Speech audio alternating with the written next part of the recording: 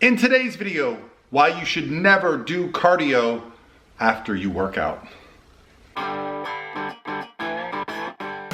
Hey guys, what's going on? This is Paul Ravella from ProPhysique.com, and today's topic is about cardio and working out. And when should you be doing your cardio? Is it a bad idea to do your cardio immediately after working out? And today's question comes from, you guessed it, right here on my Instagram direct message. Guys, so I've been doing this for a long time. I've been a physique competitor for almost 15 years. I've been coaching people that get into this lifestyle to build muscle, lose fat for more than a decade. And the team at Pro Physique is actually putting on our Transformation Challenge. You only have a few days left to register, giving away $25,000.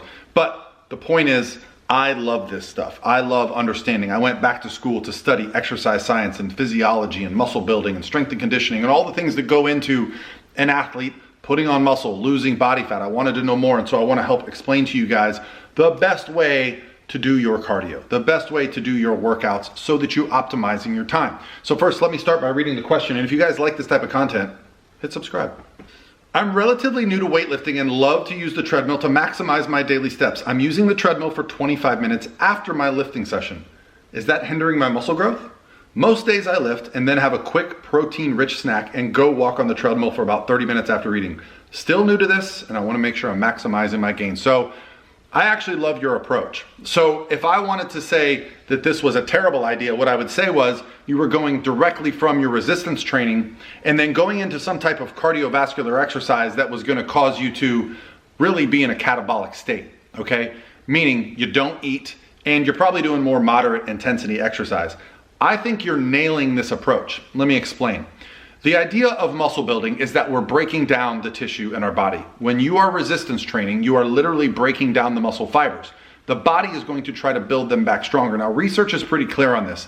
Having protein within 45 minutes of a training session is really what's optimal for allowing the body to recover. The research is pretty clear on that. Now, you don't need to have a bunch of carbohydrates immediately, which, for a while was a trendy thing, but certainly we're getting into a place where the body is trying to rebuild those muscle fibers, and protein is key for that, especially post-workout. So I would say the fact that you're having the snack between the cardio session and the actual cardio session is very important.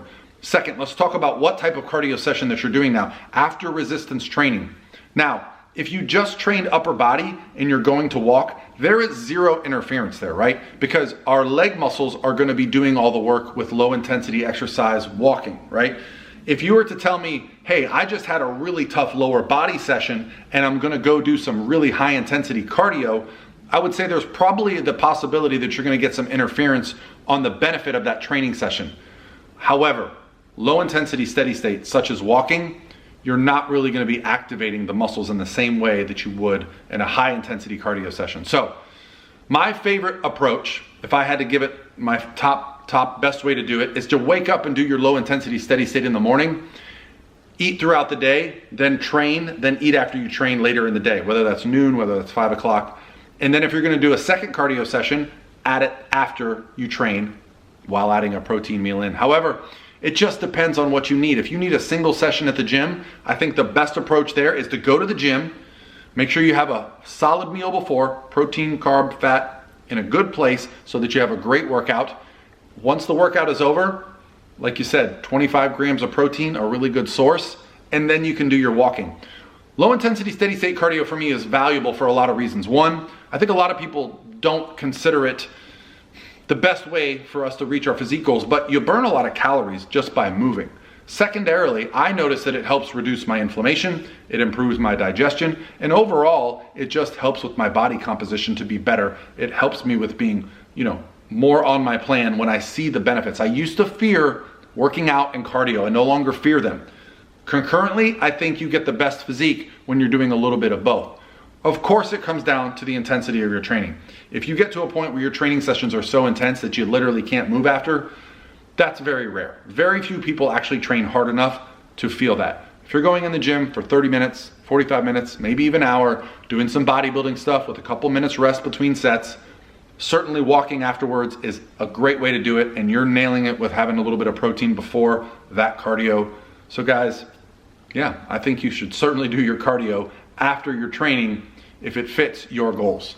All right guys, hope you guys are having a great weekend. Hey, If you haven't already hit subscribe, do that. But don't forget, we got our Transformation Challenge starting at the end of July, giving away $25,000, nutrition plans, training plans, and hey, we're gonna give you guys live videos every week and lots of support, answer your questions in our private Facebook group. All right, guys, I'll talk to you tomorrow.